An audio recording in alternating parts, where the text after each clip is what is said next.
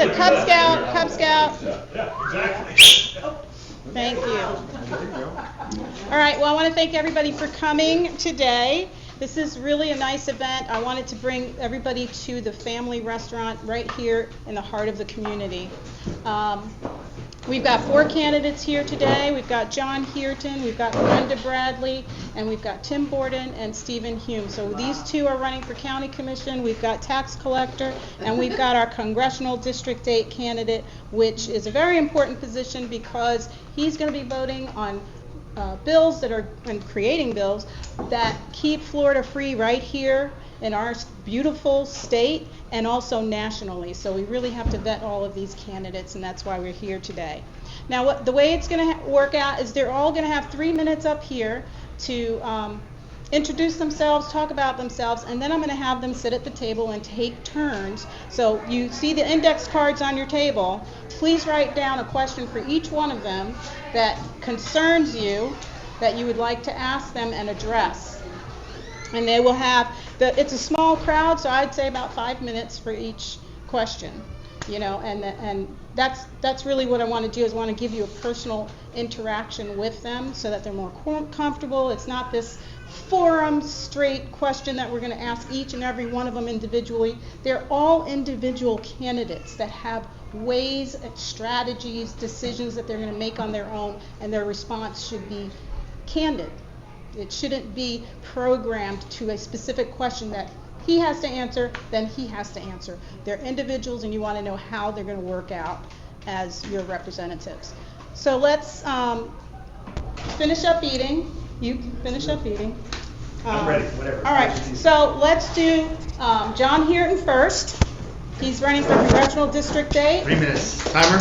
You got a timer? You got it? We'll let Rebecca be the timer. Be the timer? Yes. For those of you that don't know me, my name is John Heerton. I am your, whoop, okay.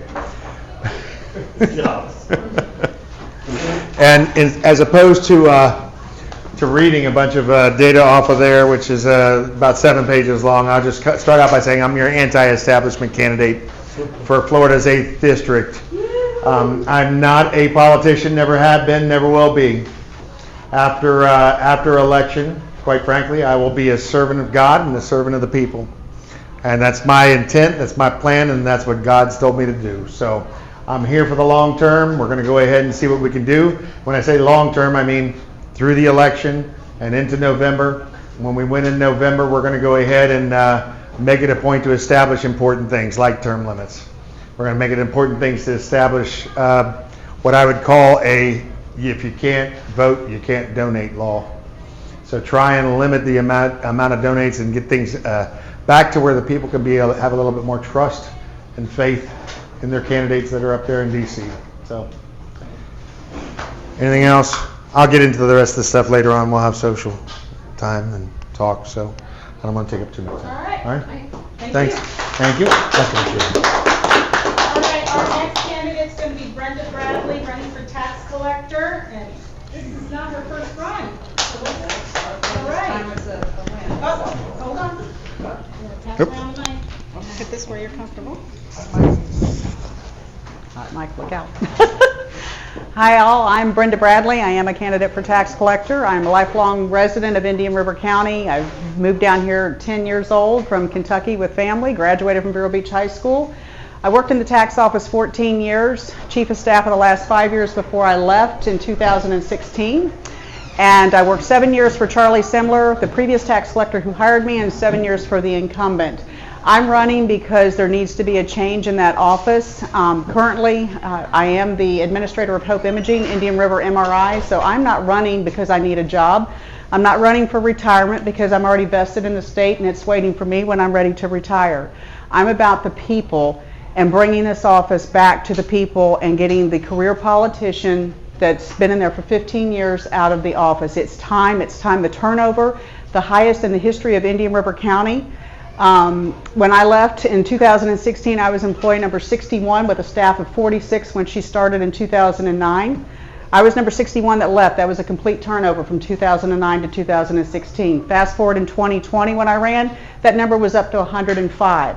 Do the math at about $8,000 a person. That's $1.2 million of your money that's been wasted that you're not even realizing. There was a discrimination lawsuit that was settled out of court for an undisclosed amount of money. There's been EEOC complaints, and when I just did a public records request, from January 1 of 2020 to April of 2024, 79 employees were hired and 57 left. That's for every 4 employees, 1 employee stays. What's wrong with the system? It's time for a change. That's your money. We need stability. We need to open the offices. Yes, now the drive-thru is open for an hour while all employees in Indian River County tax offices, all 4 offices, from 12 to 1, the offices close and they go to lunch. That's our working people's time to get in to do their business. So the offices need to be open completely. Sebastian doesn't have a drive-thru, so if they needed to come down to go to that drive-thru, that's a 15-minute drive, 20 minutes in traffic if it's really bad. So the beach office, that's the country club nickname. We're paying $56,000. Am I done? Beeper? Yes? Sorry. Thank you. So our next candidate is for County Commission. That'll be Tim Gordon. And remember, folks, these are important positions. The County Commission holds the power of the purse for our county. These are really important positions. Thank you, Tim, for running. Mike. There you go. Thank you. Clip. Well, my name's Tim. I know most of you guys know me, and you know where I stand and what some of my goals are. So I want to tell you guys something about me personally. You always hear about my campaign stuff, but I'm a husband. My wife, Danielle, she's a director of nursing at a local nursing home. I have 2 boys. I have a 3-year-old and a 5-year-old. And I have a little girl coming at any time as soon as that phone rings. It could be today, could be tomorrow. We thought she would have came by now, but got my first little girl coming on the way. I'm the past president of the Realtors Association of Indian River County. Teach Sunday school. I've done youth ministry for years and years and years. In Sebastian at Riverside Church and Community Baptist Church. I just upped Community Baptist Church. We just got approval from the County Commission on Tuesday to open our school. So the north side of Indian River County is going to have our first Christian school, community Christian school. So it's been 15 months in process, just from start to finish to finally get to that point, which it shouldn't take that long. But I just got a question for you guys. Where is Indian River County going? Where are we going the next 5 years? Where are we going the next 10 years? Where do you see us going? With all the growth, with all the people coming here, with all the issues, with septic to sewer, I mean, we can go on and on and on. We have to make a plan, and we have to do something now. And that's why I'm here. I'm not a politician. I'm a businessman. I've been in business for 20 years, had a successful business. I've got quite a few realtors that work underneath me. I also own a pest control business. I have another business that I'm owner of as well, so I know how to run a business. And we need business-minded people on the commission. I think that's something that's going to push us forward as we grow in the next 5 or 10 years. So thanks for having me. I look forward to the questions. All right, so thank you. Appreciate it. All right, and our next candidate is Stephen Hume, running for County Commission District 3, right? Tim's District 5, just so you know. District 1. District 1. Did I say District 3? I'm just making sure we know where. Make sure this thing's on right here. All right, we good? Who's checking that? Does it sound good? All right. Stephen Hume, Air Force veteran. We haven't had a veteran up on the dais in many, many, many years. We have a very special population in Indian River County of close to 20,000 veterans. I'm chairman of the Veterans Council of Indian River County. I've been up there with that council now for, I guess, going on about 4 years, and been working with them for about 8 years. All right, so I've seen the struggles that the veterans have in this county, and I thought that was what we were working with. The veterans had the problems. And I realized after going up to the county and getting into the minutia, it's everybody. It's not just the veterans. Everybody's having the same types of problems when it comes to customer service and getting things done. And when we walk around the county and we drive around the county, we see all these things done kind of haphazardly. We don't really understand why they're done. You ask for answers, you don't really get one. The only way to hold a commission accountable, and especially the person that I'm running against in the seat for District 3, is to have a strategic plan. And if you have that strategic plan, in 4 years, we have term limits. You can fire me, because if I don't do what I'm saying I'm going to do, and I don't adhere to that strategic plan that I'm going to put in place that first time I'm up there, not 4 years or 3 years and 6 months to the day, and then all of a sudden I'm running for re-election, hey, maybe we should do a strategic plan. We're going to do that day one. We're going to get that plan going, we're going to adhere to that plan, and in 4 years you have the right to fire whoever you want. You're able to get up there and you're able to actually have a conversation with, hey, you asked for overpasses so we can get to the medical on the east side of the tracks. No one should be stopped by a gravel train when they're having a heart attack or a seizure or stuck in an ambulance trying to get over the tracks. That's just not fair. We're all the same type of citizen in this county. We should all be treated the same. When we need answers, we need to have creative and logical answers, not answers that are just kind of backwash. Everybody telling us something that we want to hear. We need something that can actually be acted on. And again, you hear that strategic plan and you actually finish with what you start. And if we do this, this county, not only can it be great, it can be the best county in Florida. And I'll end with this. No offense to Brevard and River County. 50 years ago, if you asked what was Indian River County, what was the culture of Indian River County? What was Indian River County known for? What would you say? Citrus. Yeah, citrus, right? Today, May 8th? No, June 8th. June 8th, 2024. What is Indian River County? Who are we? We don't have a mission. We don't have a purpose. And we're a ship listless at sea. It's time to get this thing going. It's time to get it moving in the right direction. I look forward to all your questions, and that's what I have. All right, thank you.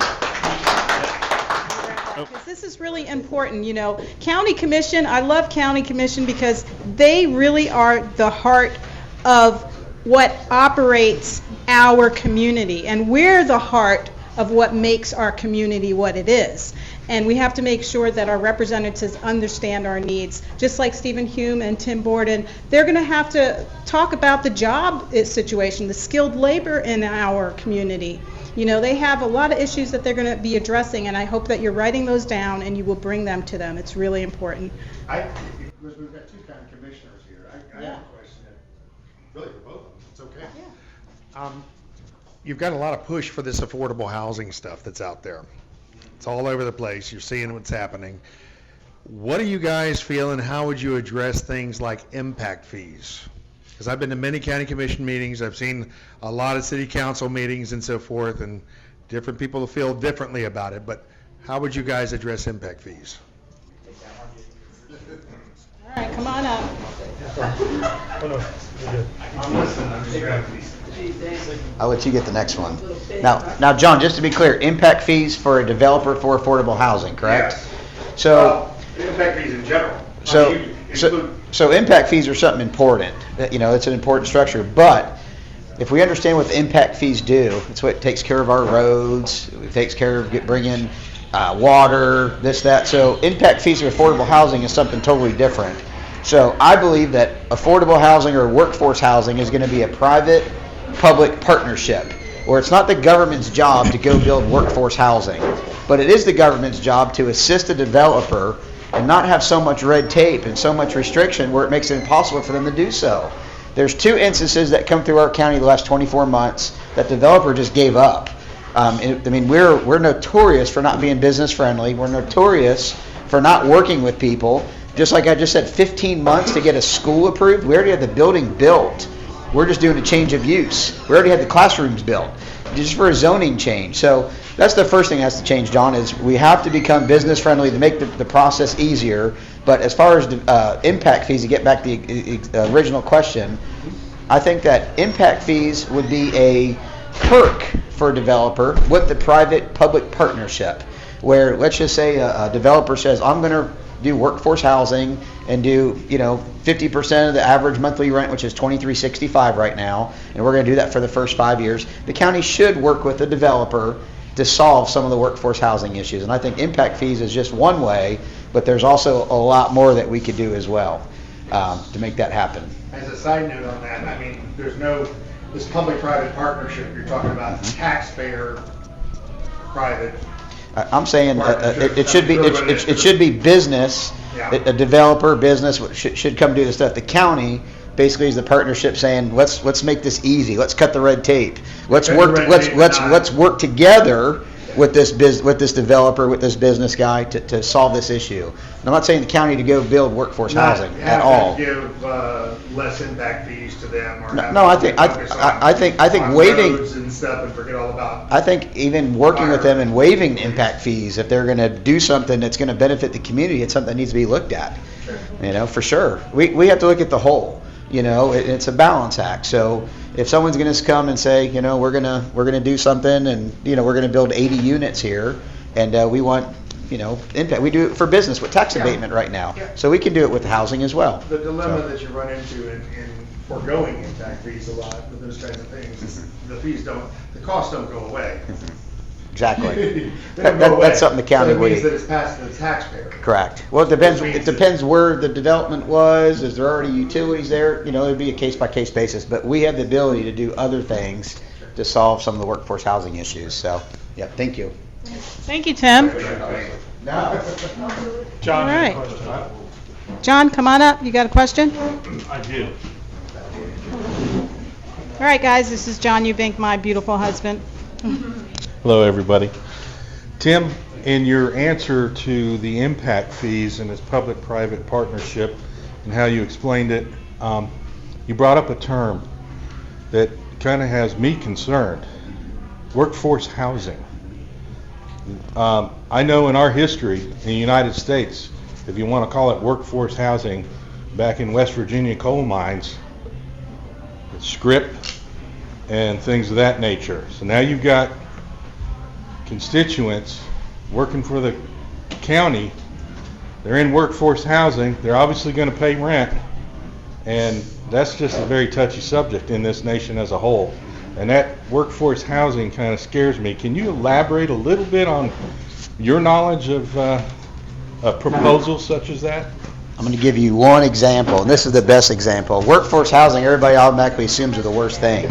So I'm going to give you an example of the firefighters. So the firefighters, starting salary of a firefighter and police officer is about $50,000. The average rent right now in Indian River County is $23.65. You add a car payment to that, you add your insurance, you add gas, you add food, there's nothing left. So what's happened with our fire department is our fire department has lost 300 employees from 2018 to 2022. The whole fire department itself is 300.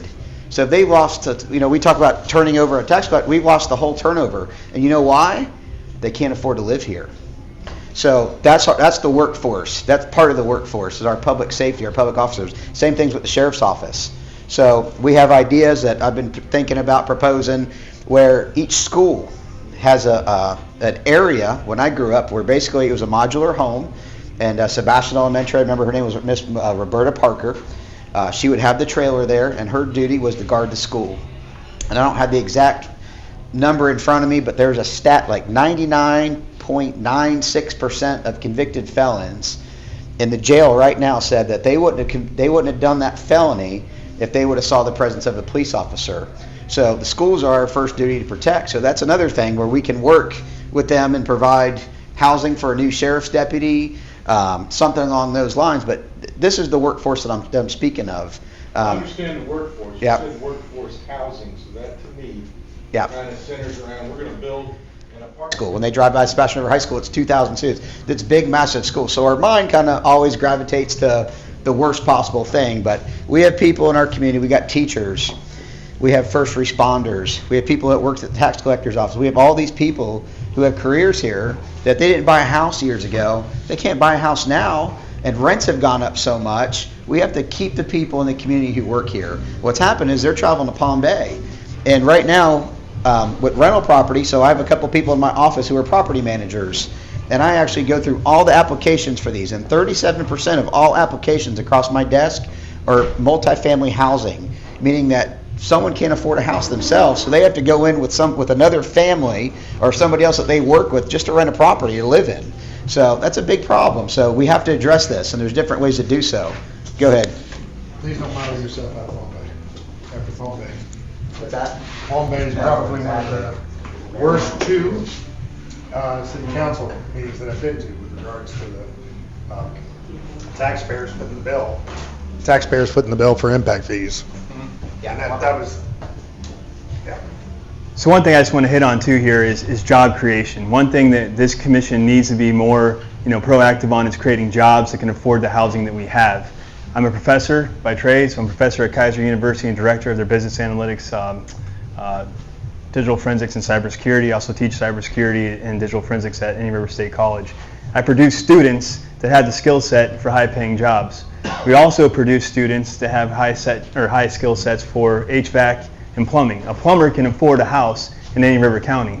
Our plumbing, trying to think of the groups and names off the top of my head, I won't go into names. They can't find plumbers, right? They can't find HVAC people. They can't find people to put in the septic tanks that we need to have put in. The 30,000 septic tanks need to go in the ground. They don't have enough people to actually do these jobs. If we have those people in the community, we could afford the housing that's here. Yeah, go ahead. Well, that's why I had questioned, why doesn't county commission get involved with the school district? Because a lot of those skilled labor jobs, we used to have, beginning in middle school, the introduction of shop classes, which introduced kids to wood shop. They introduced kids to all kinds of different things. So when they went to high school, they had an idea. I don't want to go to college, but I want to be a plumber. I want to be an electrician. I want to be a drywaller. Like, the kids can go to college with a high school with an idea of what they want to do when they get out of high school, because they don't want to do college. But those kids right now in middle school don't have that vision, because there's nothing there in middle school to show it, plant it there. So they go to high school and they don't, and you ask them, well, I don't want to go to college. Well, what do you want to do? I don't know. And that's where we're losing the skilled labor in Indian River County, because what's happening is the kids that go to college aren't going to stay here, because there's no jobs here to pay for the education, the skill that they went for to get their degrees. Like, my daughter's in Colorado. She went to be a forensic psychologist. So she left Indian River County. She's not coming back. So she is not coming back. So if we want to keep our kids here, we got to have those skilled jobs, because this is a skilled labor county. All of the people here are in service. They're working retail. You've got Oliver's Plumbing, you've got Dave's Septics, but we don't have enough of them because they're not being trained. And if they are being trained, they leave. Like, even our metal shop class that we had in Sebastian, we had to fight to keep that class. And where was County Commission? County Commission's given our money to non-profit organizations, rather than focusing on the schools that are pushing those kids into service industries that will keep them here working in Indian River County. So I think, going back to what Tim said too about public and private partnerships, with the school, with Indian River State College, we have an asset here in this county, right? That Mueller campus is 140 acres. It's ready to grow. It has a place to grow. It has the right job set or the right skill set they're being taught to keep growing. Right, so I think you can partner with Indian River State College on a better level to perform the actions that you're looking at, and also that pushes it down to the high school level, because if they know a school where they can go once they get out of high school, they can go get those skill sets there that actually get them to the certified levels and things of that nature. But with the biggest thing is getting the business in the county. If we have the businesses in the county and we have the ability to employ people here that can afford the housing, that will correct the market. Right, the more people that we have buying houses, the prices go down. Right, as far as hopefully, but as long as you build them and build more as well too. But the big thing is getting the jobs here. If we get the jobs here, we start to fix a lot of the problems that we're seeing, because we just don't have an economic driver in this county outside of real estate. And once you start looking at all the different areas that we could go into, I think that's kind of where it's at. I think it starts in school. When I was running for a county commission, I knocked on businesses like cement pouring. On Oslo, there's a metal shop right off Oslo, and they also have an AC company off Oslo. And I went to those businesses and I said, how's your business functioning? What's your turnaround of employees? What are the issues you're having keeping staff? And they were just like, nobody wants to work in the skilled labor. They don't understand. They're not trained. We train them, and then they don't have the discipline. And I think that starts in school. And I know everybody gave me a hard time over this, because I kept referring back to school when I was running my campaign, because that is where you plant the seed. If we are not planting the seed in school, they are not developing the discipline of understanding hard work, patience. When you're in wood shop and you're building something, it takes patience, and you correlate the math skill you're learning in class to all the measurements you have to understand on the ruler to build this little thing that you're building. Or drafting class, we had drafting class, you had to understand, and from drafting class you can move them into AutoCAD in high school. So to me, we have to understand that county commission is just not for the infrastructure, but we have to reach down to school where our funds go, because we pay a millage on it. And then these NGOs that we're paying money that say they're helping the school, which our school has actually dropped in scores over the last 10 years, all that money should be going to collaborate with some of these businesses around town that I've actually reached out to. I reached out to the Pouring, all the way out by the police station, by the airport. I was asking them what's going on.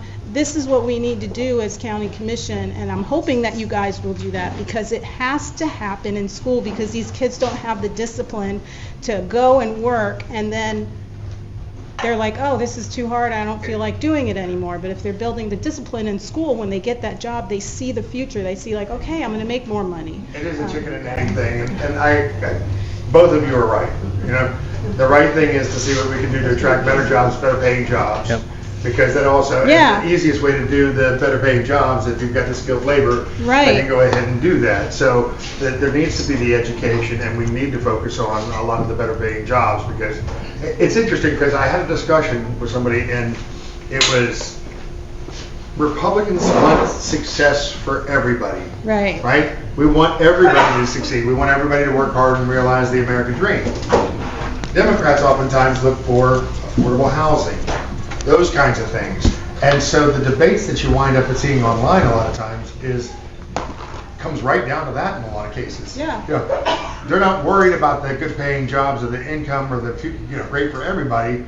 They're worried about making the ends meet and trying to, because they don't have the skill set or whatever. We got to find a way to blend these things together. Right. Get the education that's needed for the good jobs. Yeah, because they actually did a skilled labor study several years ago, more than several years ago, and what they found, to bring manufacturing or something that uses skilled labor, we couldn't supply the skilled labor in Indian River County. And I thought that was just eye-opening, because I was like, wow, the shop classes that we went to when I was going to school really made a difference, because that's the catalyst that makes a kid that, like my daughter was college bound, but my son wasn't. So my son got into water management and water reclamation. They were two totally different apples. But the reason he had that is because his dad was into water reclamation. So if he didn't have a dad that talked to him about this stuff and showed him that there was a skill that he could do without going to college and just getting certified. So I think what you're really hitting on here, and it's another one of my key aspects of my campaign, is leadership. We lack leadership up on the dais to go down at the level. And one of the things General Mark Welsh taught me, Chief of Staff of the United States Air Force, used to do personal security for him. We would drive around during the day, we would talk to lieutenants, captains, and majors, and they would tell us everything was great. And then at night we'd go out and talk to the staff sergeants, and they would tell you this is broken, this is redundant, and this needs to be fixed. It's getting down to that ground level and actually going through the process and seeing what it is, and not saying it's not my job. Right. Right. So that leadership is what I also am trying to prove that I can bring to this commission, and that takes getting down to find those problems. When you go and hearing that they aren't taking AutoCAD, I took AutoCAD, and that was 25 years ago. The fact that AutoCAD's not ingrained in everybody is kind of scary, because everybody should know how to draft. Everybody should have the kind of skill set that they need to get out of school to be productive. But getting back to the college, because that's where I can speak to, where I'm a professor at, those are our new oranges and grapefruits. Those kids, I used to have 5, 7, 8 students. I have 27 seats. I have 27 students in every single class. So, we're producing what we need here in the county, but they're going away. Going back to Tim with the firefighters too, one of the dirty little secrets we have the firefighters is they come up here from Broward County and down south, they do their EMT training, then they become a paramedic, and they go back down there and make triple the amount of money. Mm-hmm. Right? So we become the baseball, terms the AAA, right? Yeah, like the minor league. Like come up, figure out how to do your skill set, and leave. I think one of the things we could do as a county is to provide them that education, pay for it, but with a tag of you got to give us 24 months. That way we're actually having a relationship with those firefighters, and then also making sure they can afford to live here, So we have it. I mean, it was scary. I went with the firefighters one day. Everyone was on a call. And Riverside had to respond to 95. All right? We don't have enough firefighters at one time. We have trucks that can't even be used because they're not certified. So we are not looking at the right places and the right things. We need to do the right things. Sorry. Like you say, they're not paying them enough money to stay here. Yep. So they're short-handed all the time. So along the lines of that discussion, to Tim and to you, maybe you personally, you're a data guy, but generally it's a question of what can, I don't know if they do anything now, what can the county do to gather data on current, but more important, future projected needs from our employers around the area, and match that up with what our current skilled labor force is, and try and help drive that information back down towards the schools. If they knew and understood, I think students and families are more and more recognizing that you don't want to send your kid away for $150,000 to be indoctrinated as the Marxism, when they could still live here and have a good job and a skilled kind of a business, and we don't have any 50-story buildings for a college kid to come back to be a corporate administrator. We don't anyway. So and we don't live in a world. A lot of people leave and not come back. Yeah, we don't live in a world where you need a 50-story building anymore. We can still keep Indian River County the way it looks. We can have the skill sets to do jobs that aren't invasive on the environment, don't cause massive projects that have to be built, and don't do all these things. But it's two simple words: strategic plan. We haven't had one since 2001. And without a strategic plan, this county has no idea where it's going. And it is obvious between the storage units and the car washes that go up, no one understands who we are. And so you need to have before any of these questions can really be answered, you got to have leadership up there that has a mission and is oriented on that mission and can push that back down to the schools and everywhere. And everybody knows, okay, we have these jobs here, this is what we need to be training people for. Until we actually figure that part out, all of it's just talk. You got to have leadership up there to get this stuff done. That starts with a plan. And you put the plan out in the community, and you act on that plan, and then you create, the world around us is what we have here to work with.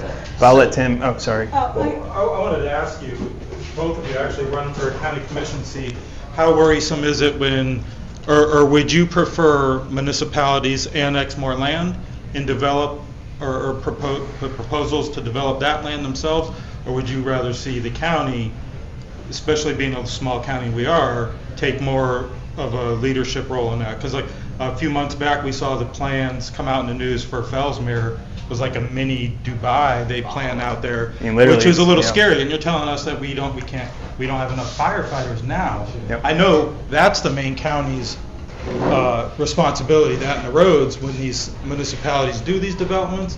But with Fellsmere, and the smallest population in the county, which is the largest landmass in the county, puts forth these ideas, it's a little scary, especially the residents in that area.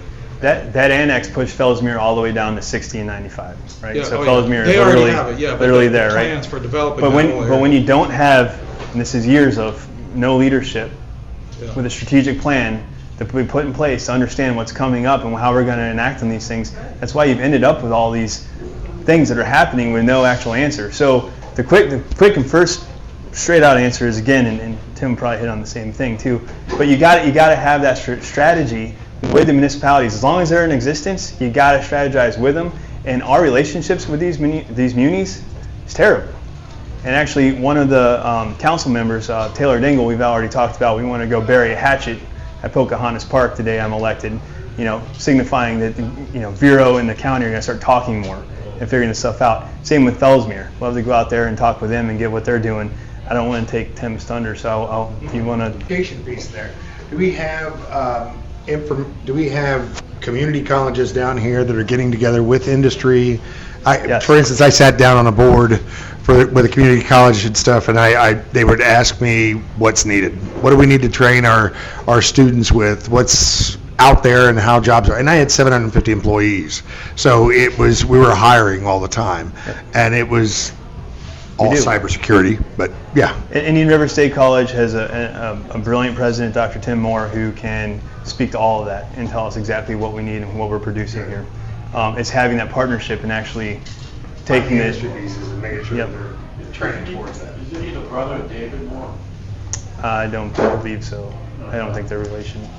I don't know that to be a fact though either way, so I don't know. Do you want to grab some of these? 'Cause I don't know. So to answer his question about the annexation, Here you go. the reason a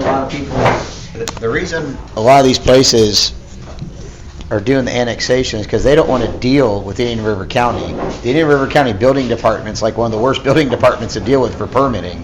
So if you're going to go build a new house in Indian River County right now, it's going to take 3 or 4 months just to get out of permitting. You go to the city of Sebastian, you get out within 3 weeks, 4 weeks. So I met with the builder the other day, my real estate background, and he said, Tim, if I'm going to build for a customer in Deer Lake Estates versus Sebastian, it's going to be $7,500 more because I don't want to deal with the permitting, I don't want to deal with the county. So that's one of the big issues where the Graves Brothers property is the biggest example in Sebastian. They don't want to deal with the county building department.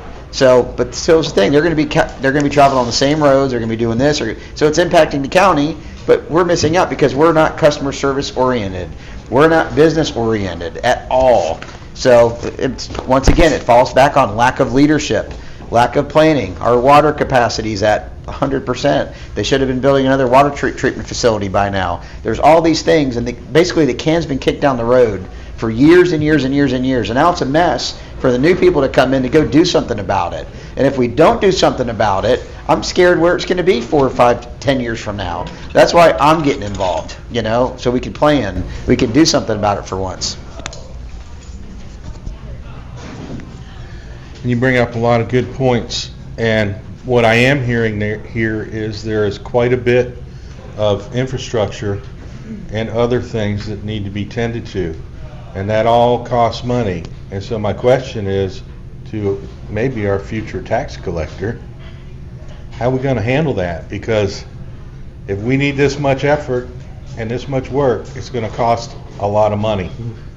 And how are we going to handle that? And that's a twofold question for future commissioners and a tax collector. Let me take that real quick, Brenda, because we would be the ones that dealt with that. Do you need anything? Everybody doing okay? So most of the municipalities within the state of Florida either have a full-time grant writer or they have a grant writer that takes a percentage of whatever they write. So we have missed out on so much opportunity. I'm going to give you the latest example. A couple months back, the railroad said, why don't you guys come take any grants? We have all these grants available to you. Why don't you do anything? Well, they just look at each other. We didn't know anything about it. So immediately, full-time grant writer.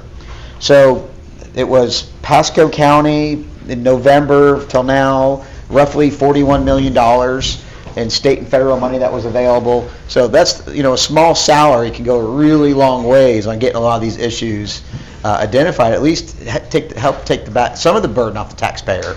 But the bigger thing that we got coming up is septic to sewer. How are we going to pay for it? We got to go up there and we have to fight.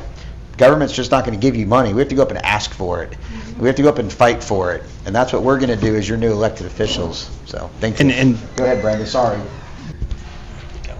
All I can say is I'm going to enlighten the entire room. The tax collector has nothing to do but collect the taxes. They do not report to the local county commission. Their budget's not approved by any local taxing authority, government authority.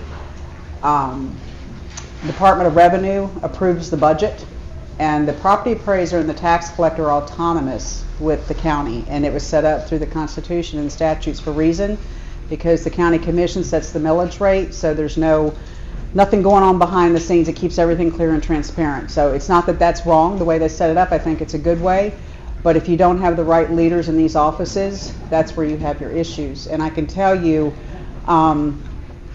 just from what I know working in that office and the public records that I've done, you talk about not being paid well for these county workers. The tax collector's office has the hugest issue, and it's right under our nose. You got an executive assistant, which is the secretary to the tax collector, making $112,000 a year. And you've got the frontline clerk making $18 to $20. That's the face of that office. Some of those people haven't had a raise in 2 or 3 years for whatever reason. But if they haven't had a raise, then maybe they're not performing. You fix the performance deficiency, and either they get on board so they can get that raise, or there's nothing wrong with terminating an employee. It may not be the best opportunity for them, and they need to work elsewhere, but you give them that opportunity. But the tax collector's office collects everything the property appraiser assesses. It's a fee vessel office for the state. And the responsibility of the tax collector is to collect your taxes, process the payments, and send it back to the county or to the state or to the district authorities. That's the administrative duty of the tax collector's office, and we've turned this office into something more powerful in appearance than what it really is. We're paying $25,000 for a queuing system annually, and your offices aren't even open to the community. All 4 offices are closed by appointment only. She's now opened the drive-throughs of 2 of the offices in Vero to where you can go in from 12 to 1, because from 12 to 1, all 4 offices are closed to the public because all the employees go to lunch. You've got a beach office that we're paying almost $300,000 just to have on beach side. $54,000 for rent, $12,000 for cleaning, and that's a small little rented space on beach side that cannot be used year round because when the snowbirds go north, they call it the country club. There's something wrong with that, and you've just increased the budget $54,080 and created another high salaried senior management position and hired an individual that's a multimillionaire to be the quality assurance manager who doesn't need the job. What happened to promoting from within? And I know I'm getting completely off of what we've been talking about, but this is where the wasteful spending is going on in Indian River County. The incumbent's been in there 15 years. I'm a proponent of term limits. If I can't get the job done in 12 years, fire me and get somebody that can. But you have to get someone that's conscious of the spending. In 3 years, from what I've been able to obtain in public records, senior management salaries have increased almost 24%. The average employee salaries there, 5%. There's something wrong with the picture, and it's top heavy on these positions. A public affairs administrator, the nepotism and the cronyism that's going on in that office, the tax collector's executive assistant, the $112,000 employee, her daughter has a $29,000 advertising perk. I mean, she's got all the, why are we advertising a tax collector's office? There's a website, there's a Facebook page. Let's bring it back to it's an administrative office. No more, no less. It's a big responsibility for the job, but it's to be fair to all the employees, be fiscally responsible, but the budget continues to go up and up and up. And when you bring people in off the street and you hire them making more than someone's been there for 5 or 10 years, the morale tanks. It's a horrible work environment, and that's why it's the highest turnover. So when he mentioned paying the employees better, there needs to be a competitive salary and get rid of some of the top heavy and give it to the front end. So, what is their total budget? Most of it is personnel, $3.1 million for personnel, which has increased drastically in the last 3 years. I'm still waiting for the current budget from public records, and 1.4, I believe, in operating. But there's so many extra expenses that have been put in there, the travel, the queuing system, again, $25,000 annually, and it costs $13,000 startup. I mean, we don't need What is the queuing system? When you walk in, serving customer number 64. It calls your number. Yeah, it's They have just. all these TV sets in there now. We're Instead of when you go to the butcher, you just take a little tag. And it's, Or the receptionist, when you go in, the receptionist will tell you, you know, where you go and what you need to do, or can help you there. We're paying $94,000 for 2 deputies, one to stand at the front door, $58,000 a year for that, and is an extension of the front line because he's the glorified receptionist. He won't let you in the door until you show him your driver's license. What are you here for? Do you have an appointment? If you don't have an appointment, go to the website. Is he focused on protection? No, he's focused on servicing that customer when that's not even his job. And why don't we have him at any of the other offices? She did, but now it's just at the main office. If anything, if a deputy has to be at any of these offices, why don't we have it near I-95? Because the west office is closest to 95. If there's going to be any kind of issue, they're going to jump on 95 and leave. So, and the other deputy runs around and picks up the mail and takes the money to the bank. What happened to Brinks? We can do it much more efficiently.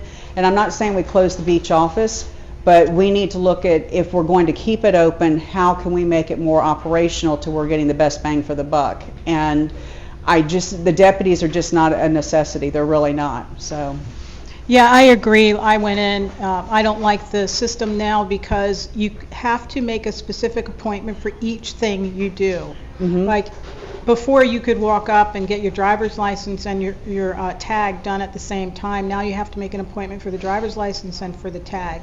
And when you mentioned the police officers sitting at the reception desk, that is so true. I walked up to the reception desk. He never looked up, said, "Do you have an appointment?" I said, "I do." Couldn't find me. I says, "I have an appointment." "Well, I don't see you here, so you don't have an appointment." And then the little girl heard me and she says, "Let me try her," and she pulled me right up. And I said, "How are you protecting the office? You didn't even look up at me." I said it would be easy for somebody to just, how can you protect us from being behind the desk? And of course he got offended, but I didn't understand that either. I was like, he's not acting as a police officer, he's acting as a paid receptionist.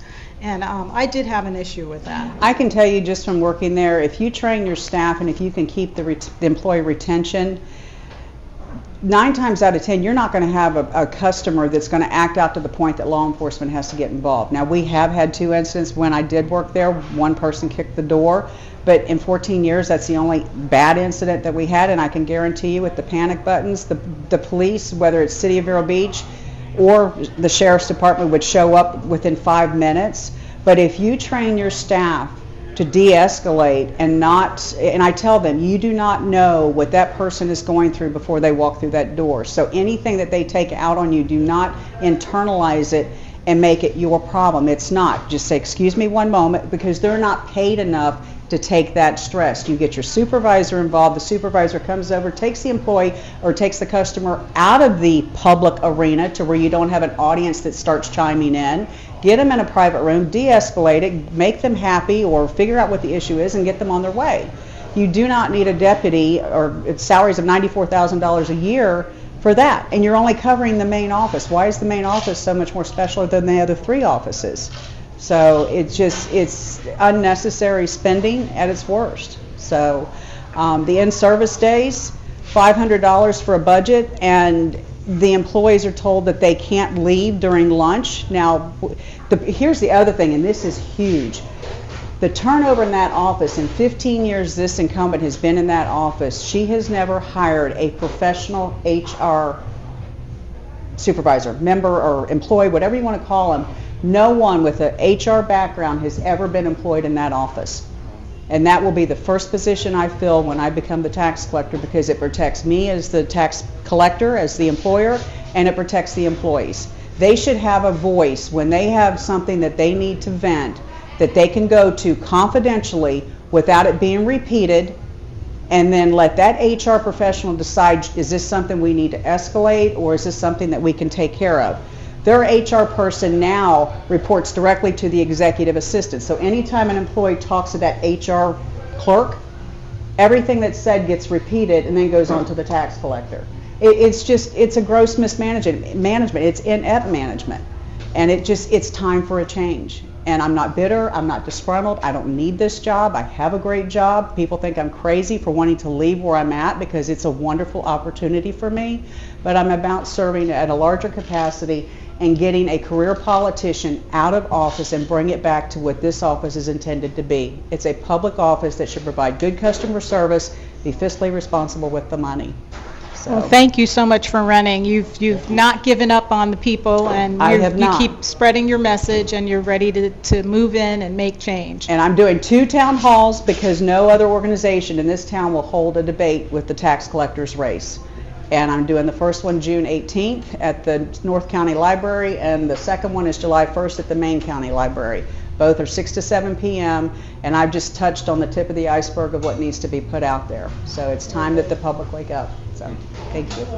So thank you, Brenda. So I got a question for Tim. Tim, I wanted you to follow up for me on the fire department, because I've been hearing that they don't get paid enough, but a friend of mine's son became a fireman, and when I asked him about it, he had mentioned it wasn't just the pay was low here, it was the certification process that we have here versus what they have down south, which allows them to not do the same certification process that they have to do here in order to get a raise. So they go down there because they can make more money early on before they get certified. So I don't know if you've heard that or not, but this is what he shared with me, and I don't know all the details, but because he did say that to me, I would love if you could research that and tell us a little more about it, instead of it just being we're not paying them enough. There might be something that's hindering the process of them getting more pay, and that might be more attractive to go down there. Absolutely. While they're doing their process, they can earn more money. So that would make a big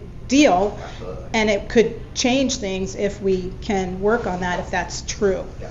Thank you. It's about investigating and doing our due diligence, and actually going into work, and actually, going through things and going through the processes. And I think that things have just been on cruise control too long, where things got to be looked into now. It's not like it was 10, 20 years ago.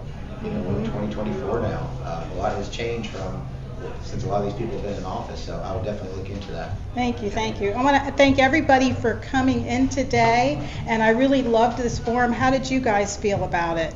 I wanted you guys to come and meet the people on your level and share your thoughts without having it be this confined certain question that everybody else has to answer. And I really would love for this to catch on and other people to do it, because I think it brings you guys out, your personality out. How did you feel get too about many it? questions. I feel like I didn't get enough questions. Why are you running? Why am I running? Why are you Why are you running, John? Why are you running, John? I'm running because Are you voting for Posey? That's what I want to know. it's a good question, because quite frankly, a lot of people think I'm crazy, including my wife, who says, "What sense does it make taking that kind of pay cut and not about the money. and giving up a couple of companies, interest in a couple of companies, and and putting a lot of money into it." And truth of the matter is, I care about your kids. I care about my kids. I care about our grandkids. I want to make sure that we're protecting their freedoms and the opportunities for the rest of our generations. And I got to tell you, if you guys that have run, I'm sure at times you sat there and asked yourselves the same question: what are we doing this for? Why? Doesn't make sense in most cases. You pay for an interview. You pay a lot of money to interview, just so that people can sit there and either shoot you down or look down their nose and say, whatever the case may be, or support you. And you hope that you can earn that support and gain that support. Truth of the matter is, we lost you look at the Constitution. We lost our faith in our politicians years ago, right? Yeah. Article 1.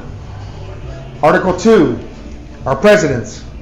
We sit there and lost our faith in our presidents. Now what's happening? Article 3, right? Marxism is winning. We've got to stop that. We've got to stop it. Now our judicial system is up in arms, right? We don't even know what's going on. Yes, sir. How do we get, I know you're running for District 8, but then... You're going to ask something I'm going to be able to share.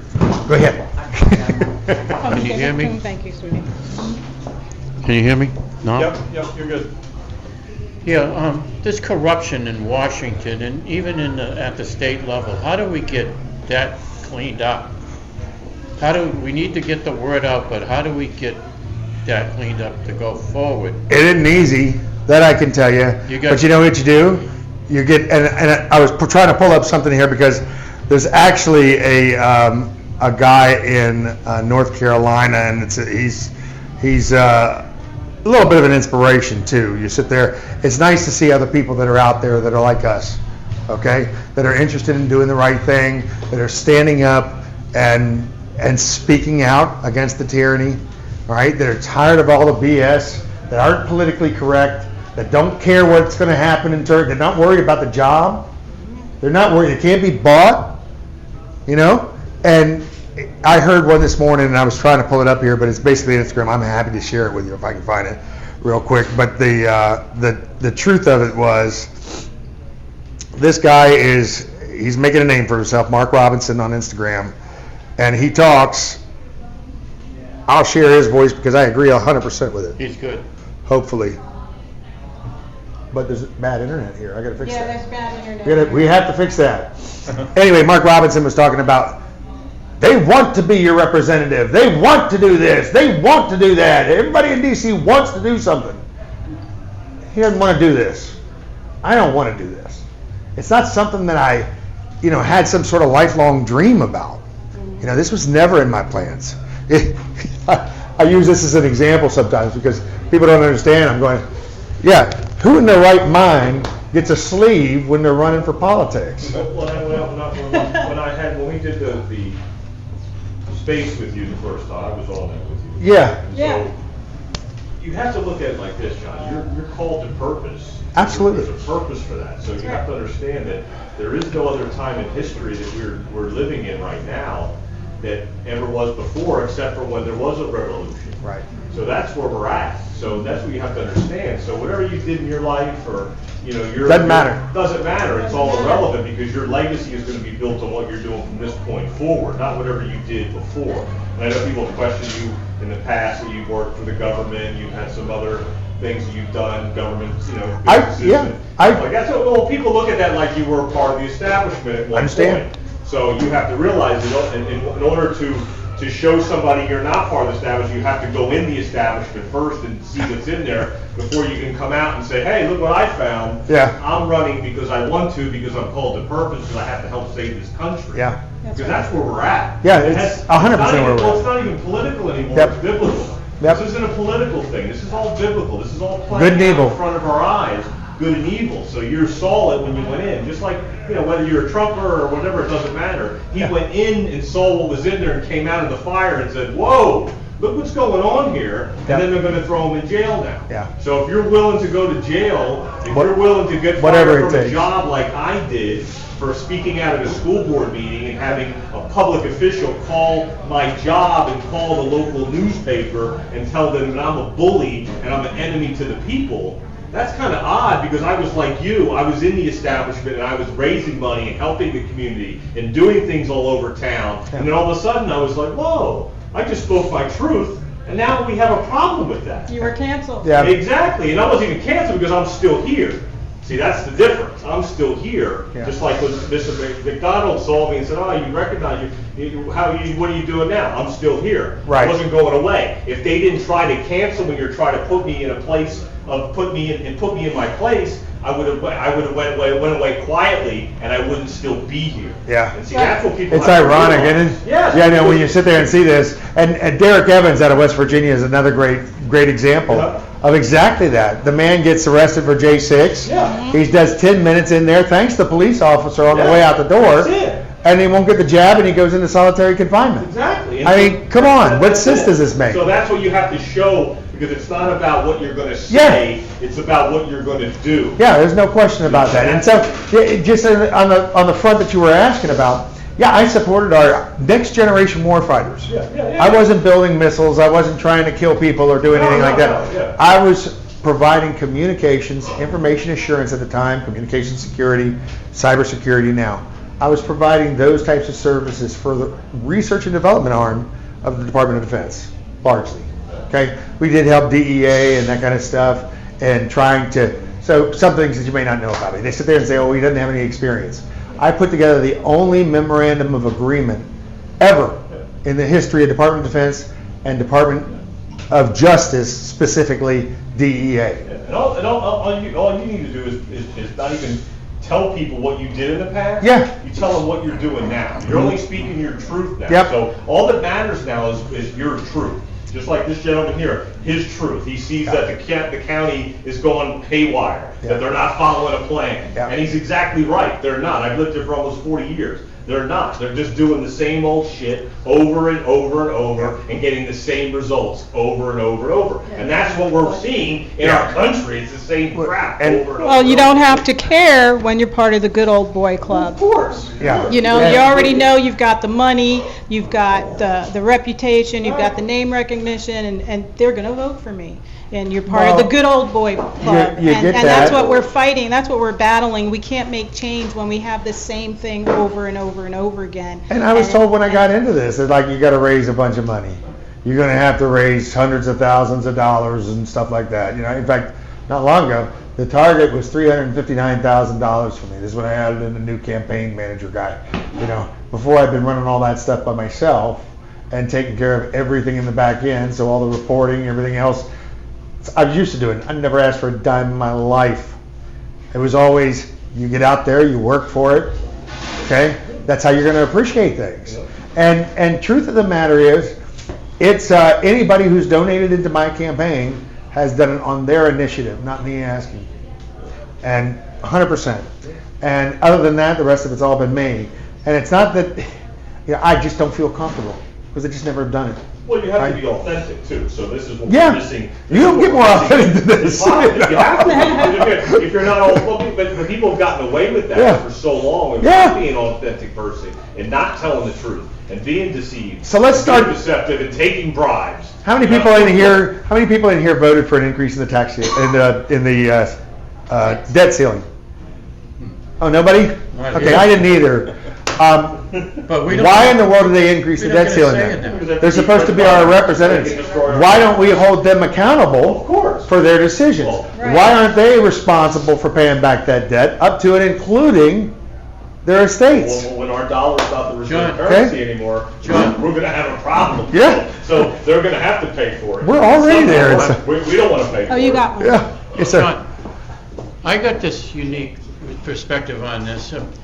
Some of these politicians are no better than the criminals. They just know how to hide better and not be representative. So I'd say yes and no. I'd say yes and no. Because most of them are puppets. Can you get me a Diet Pepsi? Most of them are puppets to special interest. The special interest that pays for their campaigns, the special interest that sits there and guides them and makes sure that they get these committee spots in the different seats, okay? And all they have to do is just behave and be good little people. You shut that and take that away from them, you make things level on a playing field again for those that are running. That's right. It's going to change a lot of things. It's going to change a lot of that special interest piece. You add in term limits, okay? You talk about some of the single item bills, term limits, and What happened to that? and a balanced budget amendment, okay? People look at those things, they look at them a lot of times and just think about them as individual items. The truth of the matter is, what am I trying to get to there? I'm trying to get rid of special interest. I'm trying to get rid of the fact that Facebook or Google is controlling what you can and cannot say, or controlling what you can and cannot do. Okay? That's got to go. And the funding that goes along with that in some of these elections has to go. I think Yes. Elon Musk has been our most influential African American. He's a little bit of a breath of fresh air in some cases, in that he's not willing to back down on some of this stuff, and I think that's good. That's a plus. Yes, sir. Accountability, you mentioned. Yes. Just recently, we saw that Ukraine used some American artillery to hit, I think it's early warning systems for ICBMs in Yeah. Russian territory, which had no purpose for Ukraine's war. Do you think, where did you stand on that, where the president had authorized that? So I would say that, first of all, they sat there and said that it's an unprovoked war with Ukraine. I disagree. Okay? And I'm not saying that Ukraine did the provoking. I'm saying the United States did the provoking. Yes. When we sit there and we put in CIA facilities inside of Ukraine, and our vice president comes out on national television and says, you need to join NATO, and convinces them that that's the right thing to do, when it's specifically spelled out in their agreement with Russia that will never happen. That's provocation, right? That's right. So we can't sit there and say that it's an unprovoked rule or war with an honest face. We've got to own up to it and say, yes, we did that. Yes, there was a mistake that was made, and it's under the current administration. They need to wear that like a bag of shame. Okay? So not to stop you, but let's say in November things don't change. Where do you see us in that situation in 4 years? In November, are you suggesting that maybe Trump doesn't win? Right. Okay, first of all, I think Trump's going to win in a landslide.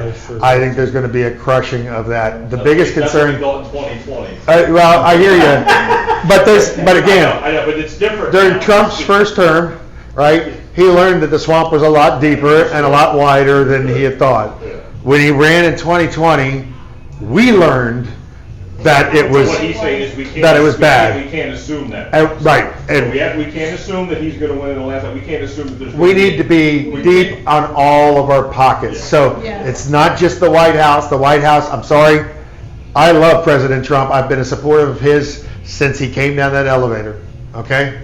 Just being candid. I'm unapologetic about it. I got no problems with that. That being said, he needs depth.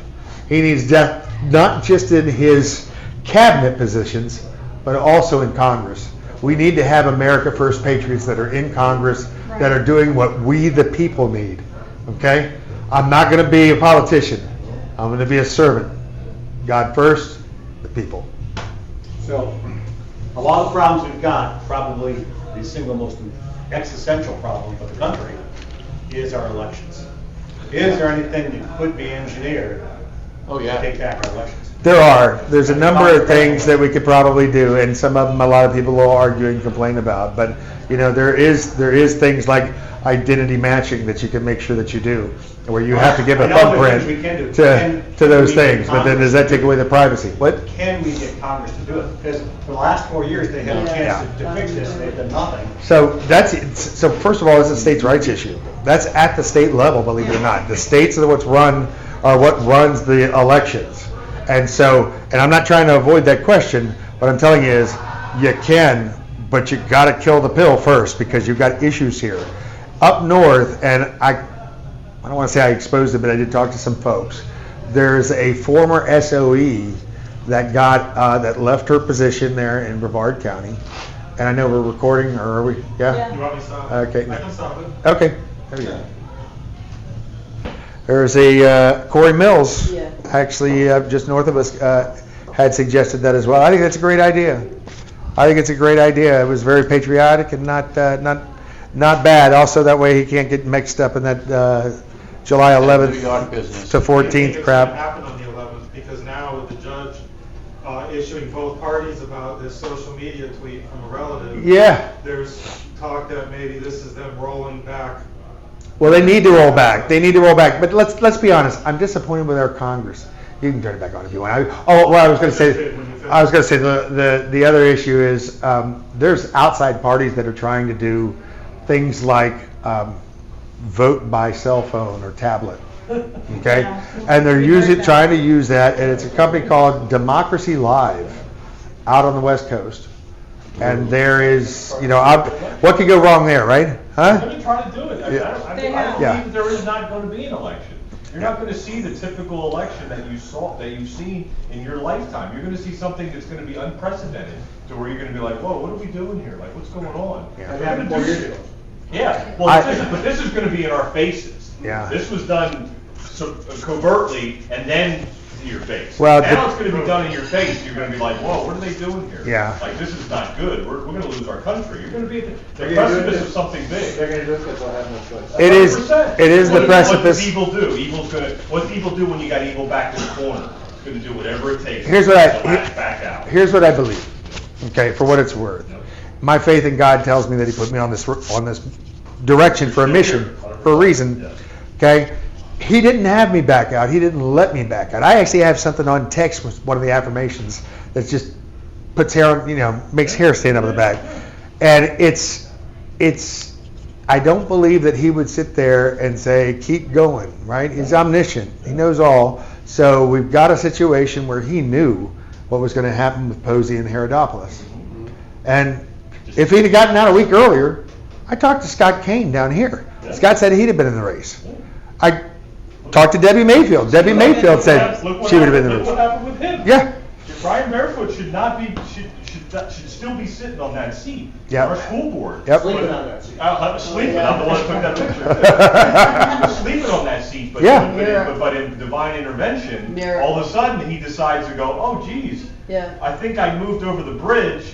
I assume that I moved out of my own district that didn't even know his district, and next thing you know, this man's sitting in the seat, and he's doing an incredible job because he was placed there for a reason. And I predicted that back then when Barefoot was doing all the crazy stuff. That's great. And That's next thing you know, awesome. this man's sitting in front of you like this. So that's all. I especially like him sitting in front of me like this because he's got a wonderful hat on there. It all happened for a reason. Yeah. So you're witnessing that right in front of you, and Yep. you're doing the same thing. So that's what you have to keep in mind. Yeah. This is a spiritual thing. It is. This isn't a physical thing. It is. I'm not afraid to admit it. I sit there and I look at this and I go, well, what happened right after Posey sat there and retired and endorsed? Well, I talked to my political advisor. He goes, oh, shit. Yeah. You're in trouble. You've got, it's going to be harder than before. And I'm going, are you kidding me? It's not. I feel a relief. Not because I was worried about Posey, but because you just really, you ruined your legacy. You know? You ruined your legacy. He did. And He you put- ruined his legacy because it was What's that? disingenuous what happened. The GOP office putting out signs for Herodophilus. So I don't know what happened. I do know. Little machine, I will tell you what. Yeah, she knows. Carol Jean Jordan took Herodophilus around in the Republican Women's Luncheon and introducing him. She is supporting him 100%. Yes. And she is pushing that agenda. And it's wrong on what Posey did, and he ruined his legacy. He did. He took the voters' vote away. Because we now Yeah. have no say in who. Well, you do. Well, I'll correct you with that. No, you can. You do. We do, and that's why we're here. That's what We I'm have. so frustrated about, because it's not just with this race, it's with, as far as in my race. The games that are played. The incumbent is 80 years old, does not have a succession plan, is running again. Jordan is 80? She's 80 years old, and it's not an age thing, but when is it time to step down and pass that torch? That's fine. When is it time? But the millionaire that she just hired in the office for the quality assurance manager, let me predict what will happen. If she wins this election, within a year, she will step down and she will get him appointed to be the next tax collector. That is the new way of our politics, and we as voters have got to stop this. We need to have to say who we want in. And the special interest, a quarter of her money in raising for this election has come from Tallahassee, lobbyists, special interests, third-party groups, and I hope that you can do something that will put in place for these local elections. The money can come only from the local people. That's great. Because That's what I like. people You can't putting vote. You money can't donate. have no reason to have interest in our county. Well, that's exactly what happened with this other candidate from that jumped in the race an hour before the qualifying ended.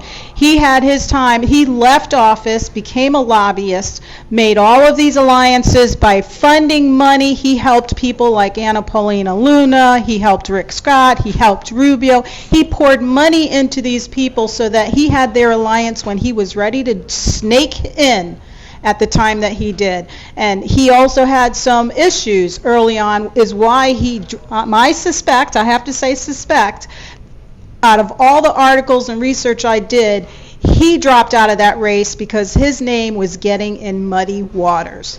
And I will be posting some of that information out soon. I'm compiling it out to share with the public because we are tired. We are tired of the good old boy system, and we're tired of people using their money to buy into the political offices that they should be earning by our trust and our vote. Yep. It's us putting them there, not their alliances with the reps up there that are voting unconstitutionally, and then the special interest groups that are asking them to push bills, whether they're constitutionally or unconstitutionally. You cannot have a person that has made his millions on lobbying for special interests and then having to decide, well, am I going to represent the people? Either you are a representative of the people or you are a representative of the special interests. You cannot do them both. It kind of goes without saying. Yeah, let me just make it clear. I'm not bashing Herodophilus or anybody else. I am frustrated with the way it's being done. Yeah. And Debbie Mayfield would have ran, but Yep. out of respect to Posey, Yeah. because he said he was Yep. running another term. She didn't run. She didn't. Exactly. And she was going to. So when he decided with his eye issue, because Carol Jean Jordan told Taxpayers Association she wanted to be his voice to explain because he got this eye thing. I saw him the other day. He had no eye problem. That he couldn't fly, so now he's decided not to. And you know what? It may be for health reasons. It's not for me to judge that. But why didn't Posey go to Mayfield and say, listen, this is going to be all open. I'm going to step down. Do what you need to do. Should have done that at the beginning. He didn't. He should have done that at the He beginning of the should've. campaign season and stuff. he has And I wouldn't have been there taken his probably. legacy of I wouldn't have been everything told. this county has praised him Keep for, going. stood for him for. Yes, he was It not is what it's transparent. like. I wouldn't vote for him or Herodopoulos because of what they did. And They it's were just not wrong. transparent, and Herodopoulos has been working with Posey all his years. That gentleman talks about term limits, but he was supporting a representative that made running a life career. How many PACs does Herodopoulos have? Herodopoulos had, I want to say, I can't remember the full number, but it was around 37 PACs. Yeah, and when I looked at his old FEC reports, it was Bank of America, it was financial institutions. There was so many donations in the $2,500 price range, $2,500, $1,500. That is not your constituents. And- Constituents cannot continuously give you $2,500. And for those that- we don't have that much money to share. For those that are curious, being a technology person, I actually signed an oath that I would take no big tech money because I believe it would be a conflict of interest. Okay? And You're being bribed. right. That's what it is. It That's comes not, down to a bribe. and I'm not doing that. It's not a campaign, it's a Not, bribe. not going to do it. Exactly. Yeah, so if it doesn't fall, if it's a PAC and it doesn't fall within the constitutional guidelines, I'm not interested. And when I say constitutional, I mean it supports free speech, supports freedom of religion, supports gun rights. That's being all done. Yeah, Tax and collector took $3,000 from the tax software company that she's contracted with. yeah, That, I mean, is it illegal? No. Is it? you're kind of double dipping there. No, it's You're- the loyalty, because Yeah. when that contract comes up for renewal, they're gonna remember they donated the money. And there's nothing wrong with the business, they're reputable people, but why would you take the money? Why would you even ask them? Was that a commission? Oh, I'm sorry. But this is the time for us to do a lot of research on our candidates, and that's why, Binford Chronicles and To The Point podcast have been doing this, getting, you guys to come on our space to talk about issues and be yourselves and have the time to explain yourselves and really share with the public, because we can't keep going just by, well, we like him and we're going to vote for him, Or because my friend said, oh, they're a good person. Go, well, Yeah. the office is running well. I have no problem when I go. You What's don't the big know- deal? you don't- It's what's going on behind Right. the scenes that's the issue. And I People said, not I do educated. you have to do the think deep So- dive. that these races are going to be won by the most money this time. I just have a I feeling. think Joe- And All of this, We can't do that all of anymore. this doesn't mean a thing unless each one of us get out there and tell two people, and have Tell those two two people. people tell two people, I want and you have to those two schedule- people tell two people, and make sure that we get the word out as broad as possible. I don't- I don't want to just win. Yeah, we don't need that. I don't want to just win. I want to teach people a lesson, okay? That they don't treat the people of District 8 the way that they did. Right, So- right. I've Do you invited think, her, I gave her a front row seat Do to you my think town we'll hall. see Posey's name I on the invited ballot her in again? public. No. In front of In the future? 150 people. No. Okay. No. I just I know what Ben touched on it earlier. It's kind of I- odd the way he bowed out. An hour afterwards, and Yeah, but he's not resigning. Well, he's yeah, gonna but finish his it's a play with words is all. They said Yeah. the But like I term. said earlier, it would make more sense if that was his plan to resign, like if it was personal or health, to resign. If Herodopoulos is really a shoo-in for the establishment, you would expect him to be appointed by the governor. He had one, he couldn't be appointed, he'd have to be a special election, if that was the case. But two, he had a fundraiser 2 weeks before the qualifying ended. Not Herodopoulos, Posey did, Yeah, Posey. And it's like, Bad. It was bad news. yeah. And The writing on the wall. I had people that were sitting there going, I want my money back. Where do I go? I'm like, not to me. But the truth, it was a mess to the people of District 8. It was very dirty. I met with him in January of 2023. Bill, very generous with his time. I thought he was a nice guy. During that time, and I'm not going to get into all the details of it, but I'll tell you a few. I asked him what he wanted his legacy to be. He didn't have an answer. Okay. And you'd think after 16 years up there, they'd have had an answer about what I want to be remembered by. All right, screw it. I asked him if he was going to run. Okay, and I said, "You're going to run again." And at that point in time, I hadn't decided. This is January 2023. I'm excited about going out to see my new grandson in Okinawa, Japan. Son being a Marine, it's, we had diving scheduled in the Philippines with a wedding, and it was good, right? So I wasn't really too worried about it or anything. And the end result was not what tilted me in this direction, but it didn't hurt, I guess. I asked him if he was going to run again. He says, "John, this might sound funny to you, but my wife and I will pray on it." And I said, "That doesn't sound funny at all. I think you should. It's a very important decision." Well, we went. We did our diving, went to Okinawa, flew back, and I got here and I'm going, all right, well, I might as well just look in to see what it's going to take to, find out how much opening of the kimono I have to do. Is it going to be a real pain in the butt to get all the financial disclosures and everything else taken care of? What all do I have to do? Let's just see what it's going to be. And so I started looking up the FEC paperwork and that kind of stuff, and I came across this paperwork. It was dated a week before our meeting. He had it returned to him the day before our meeting. Wow. So what was he going to pray on? Yeah, he already made his decision. It was already filed. Okay? So it was one of those things that, and I tried to give him the benefit of the doubt. I said, he's got a staff, chances are his staff just filled it out for him. Maybe he didn't know about it, and everybody's going, no, he would know about it. There's no way they'd do anything without him knowing about it. And I'm going, well, I'm going to give him the benefit of the doubt anyway, just because I think the alternative is just disgusting. For you to sit there and lie to your constituents right to their face, right, and, not have any, and put it in God's hands, like, oh, we're going to pray on it. Wow. So, anyway, that's not for me to be the judge on. He lied in God's name. It's not for me to be the judge on, but the truth of the matter is there's a lot of dirt that's been there with Herodopoulos for a long time. It follows him. It follows him. He's a lobbyist. That in and of itself should be enough to tell people to go run. Because if lobbyists never look out after your best interest, they look out after their best interests and their client's best interest, which is what? Special interest. So not yours. A lobbyist can make up to $750,000 in 1 quarter. A quarter. How do I get this job? There's an application. I think it's behind Bill. Yeah, that's how much money they make.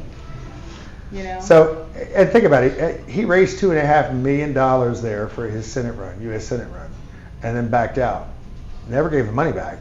So if you're a just lobbyist, held on to it. If you're a lobbyist, you're sending a particular campaign in a certain direction, and you got backup from big money from big corporations, or maybe dark money from overseas. So, but when you're a lobbyist, you work for that. You work for that special interest. For an initiative they have in a Right. bill that you. And any guess who writes those bills? I mean, these terms are only two years. You know what? Most of the bills that come through Congress, any guess who writes those bills? The special interest, the lobbyists. They hand them in the form of white papers and say, turn this into a bill. Send it to Right. the staffers, and then the politician okays it. Right. Why not? Yeah. So you mentioned about term limits. Are you talking about the Article 5 of? I'm talking about term limits for Congress. Convention of States. I'm not talking against convention. Understand, I have been mischaracterized a couple of times on Convention of States.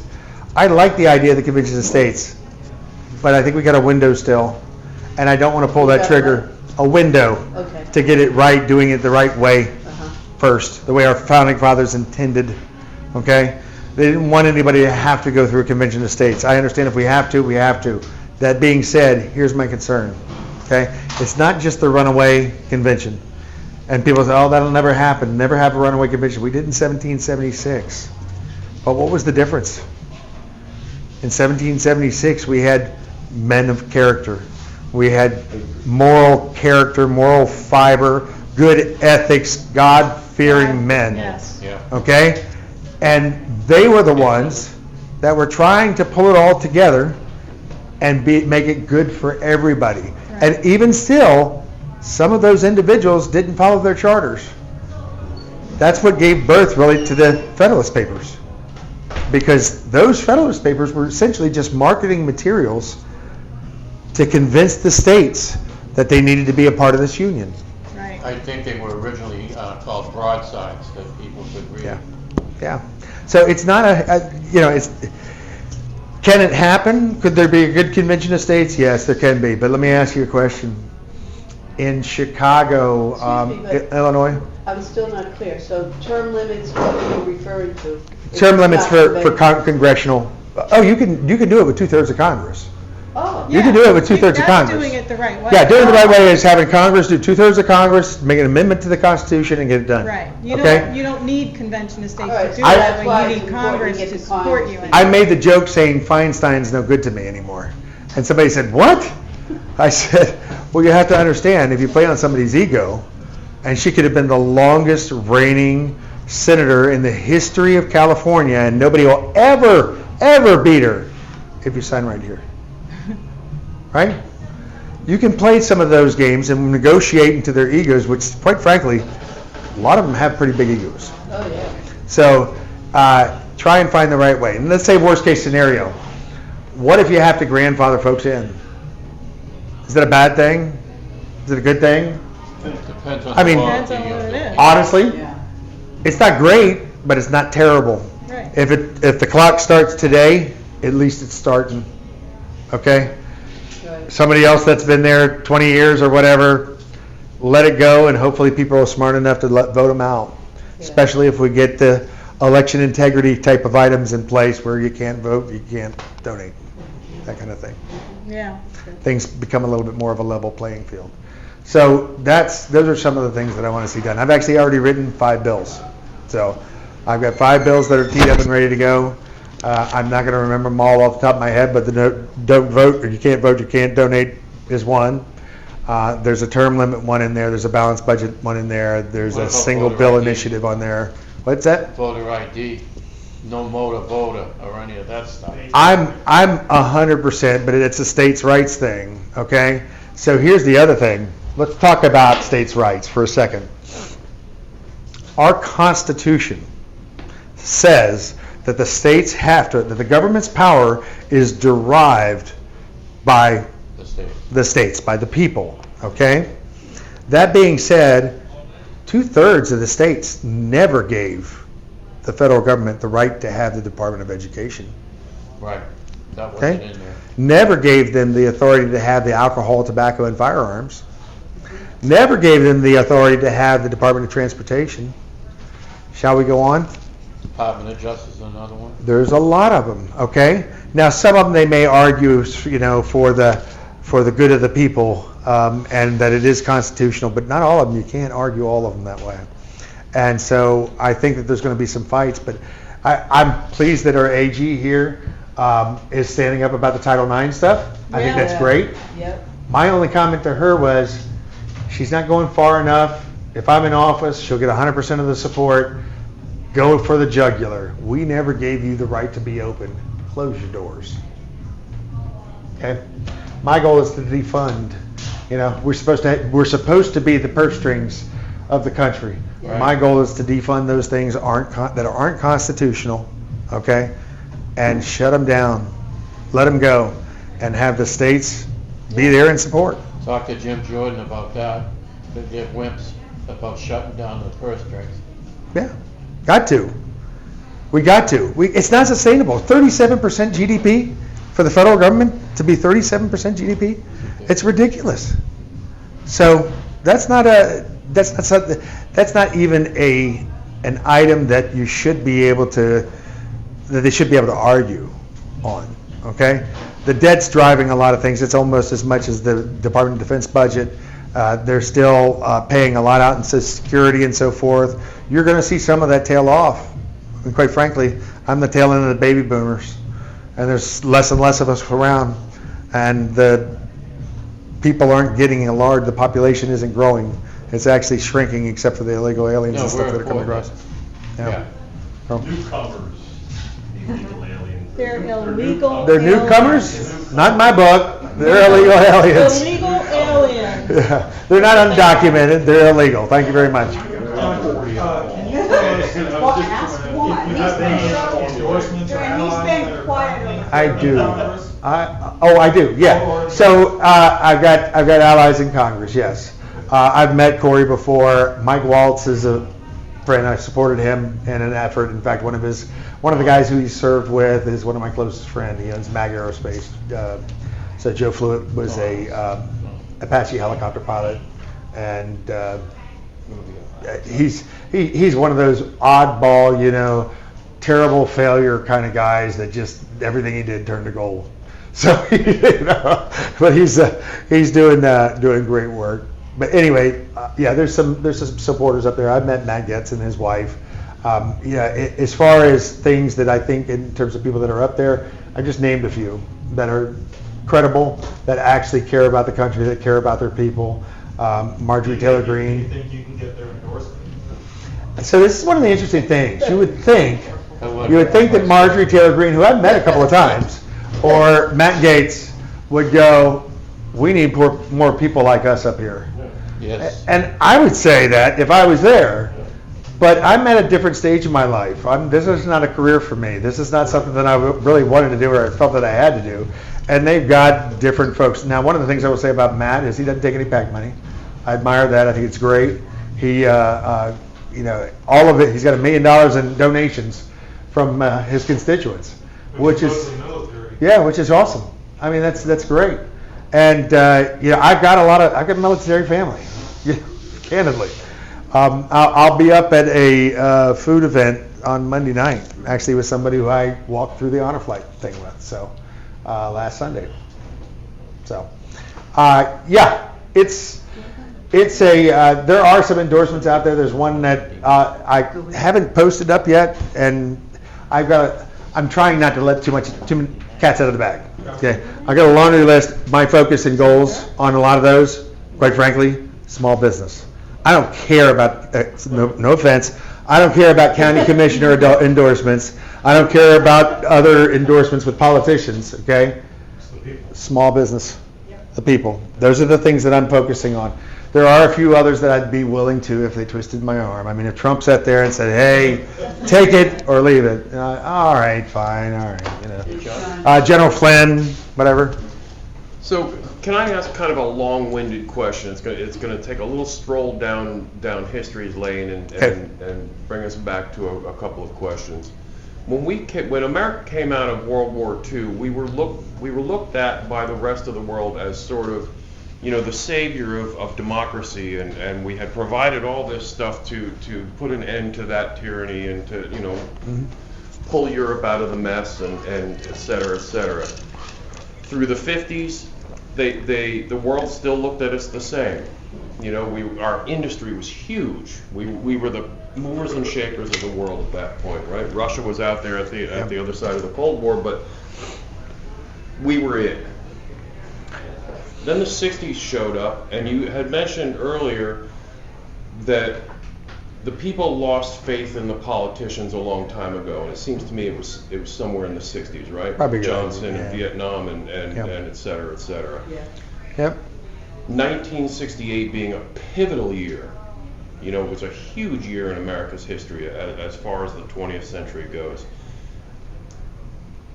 Don't answer the question yet, but do you see a correlation between today and 1968, right?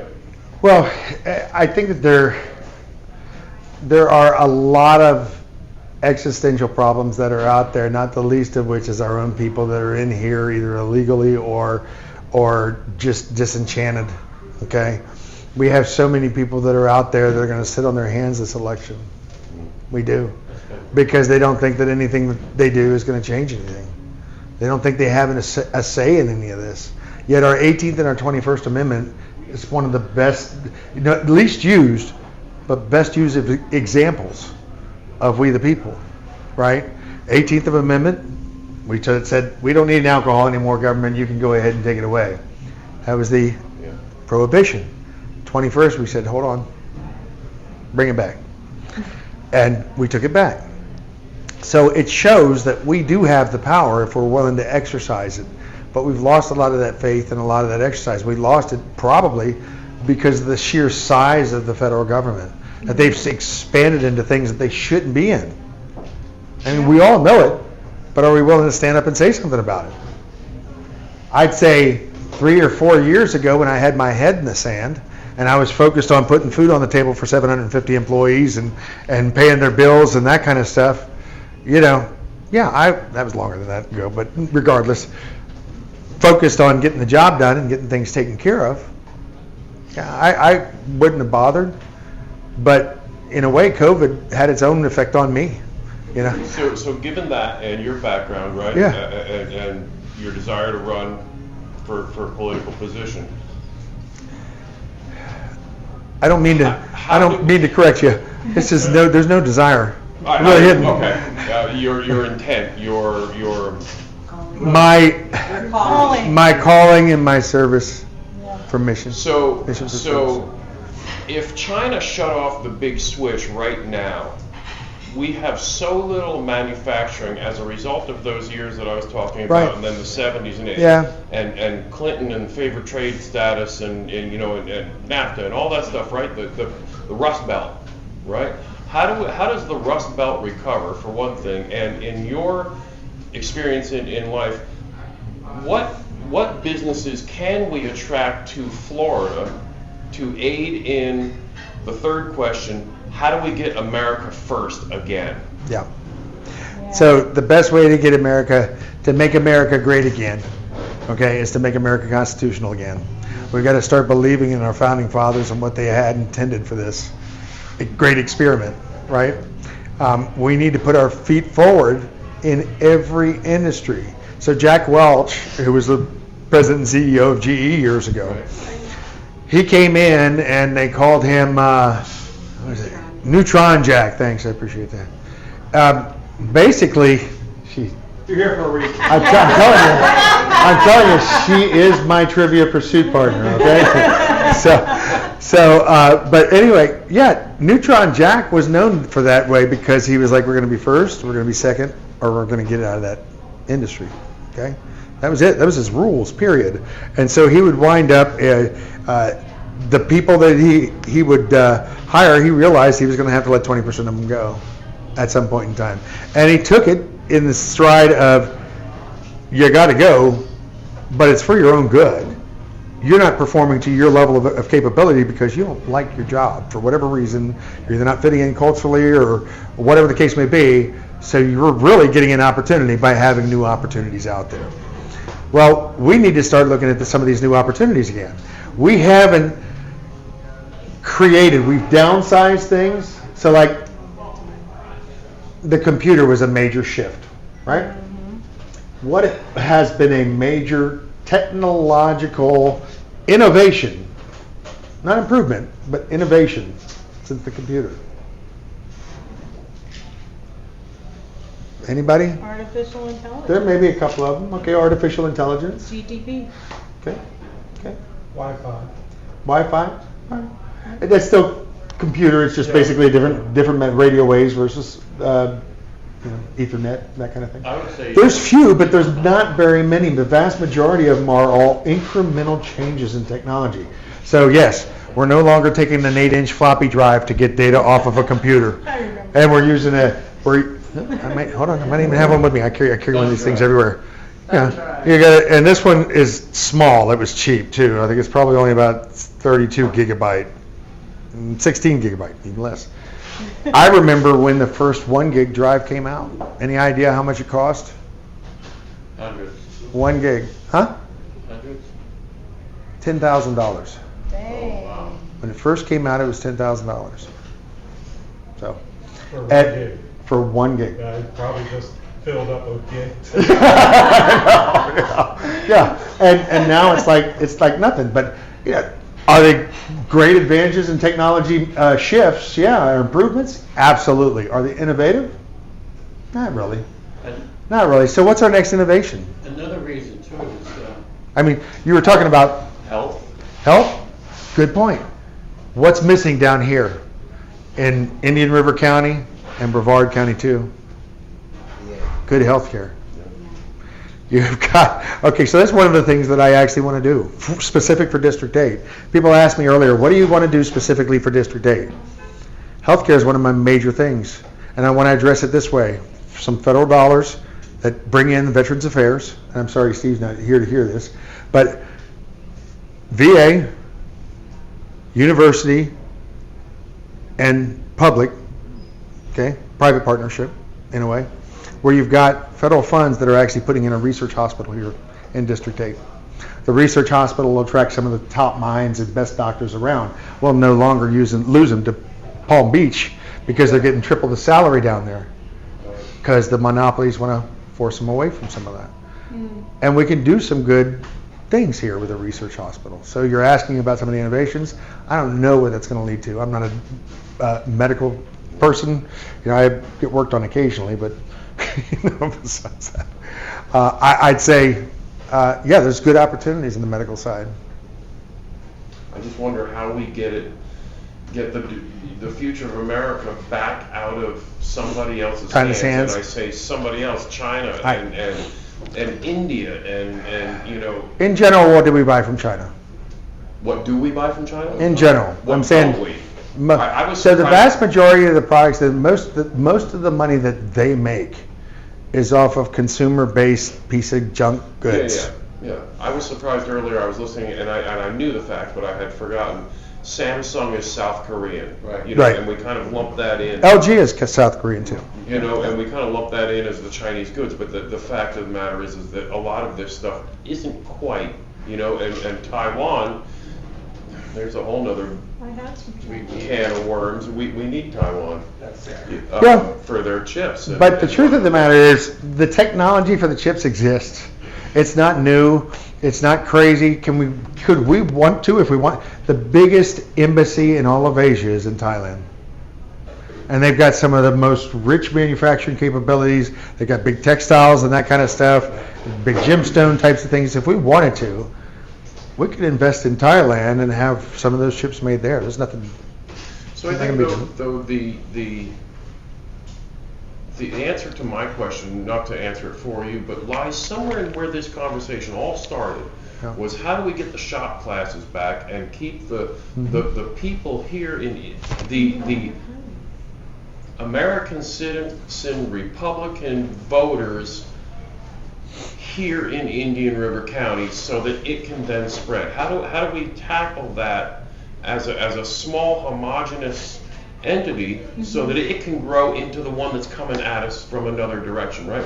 America first. We have to promote this on this small scale, this room, so that it can come back a thousandfold. A lot of the stuff is machinery made now anyway, right? So you don't have the big labor component. And the question becomes when is that going to overtake a lot of the labor component that's out there when we're trying to preserve jobs?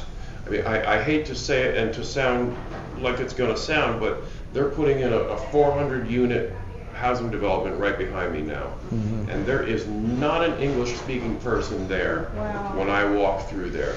Nothing. There is nobody. There's a couple of American-owned local businesses, but even they are hiring people who do not speak English. So I agree with Trump's approach, okay? And I think that we need to get these people out. If they're not legal, they have no place in being here, quite frankly. Yeah, we need to go ahead and encourage people to go for those jobs that are I think unemployed. We're in a lot better shape than a lot of other states are because of E-Verify and because of the governor and because of the implementation of keeping this sort of at bay. Yeah.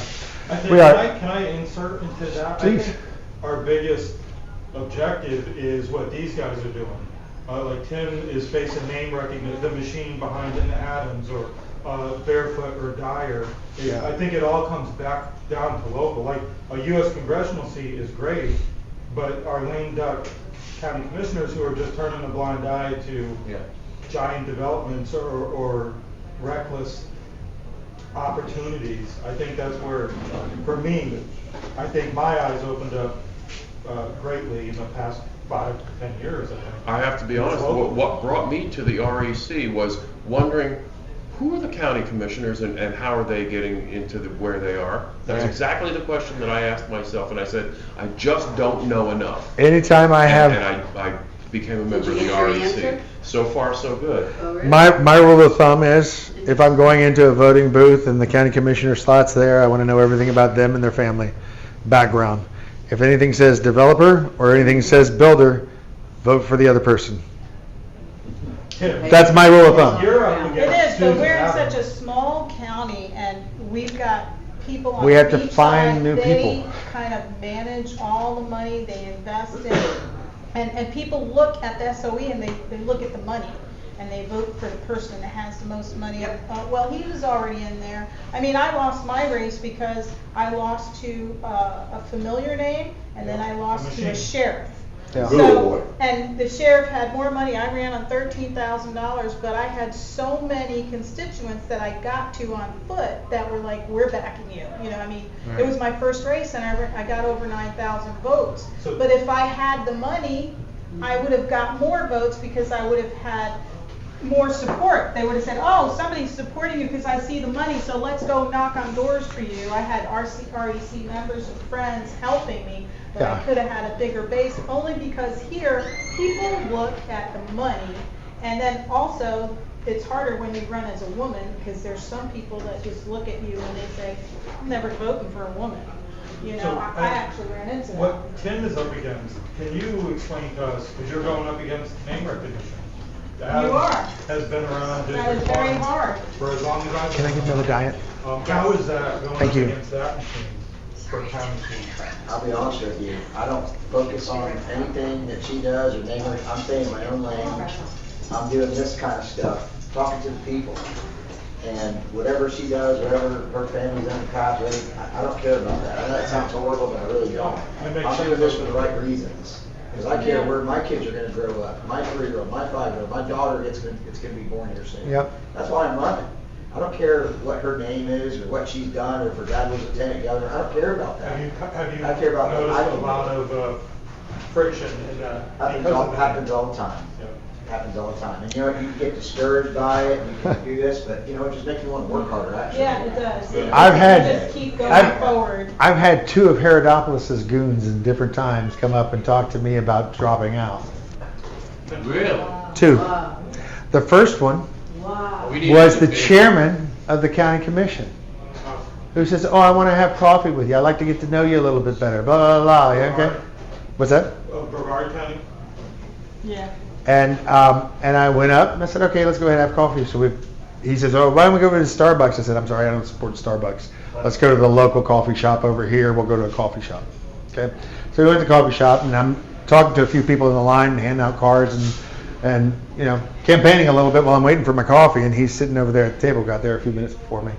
We sit down and he goes through the small talk bit and he says, "Well, John, I don't know if this is good for the Republican Party." And I said, "You know, you might be right. When's Mike dropping out?" Yeah. That's right. When is he dropping out? And so he chuckled for a few minutes, and he says, "I'll have to give him a call." Routine.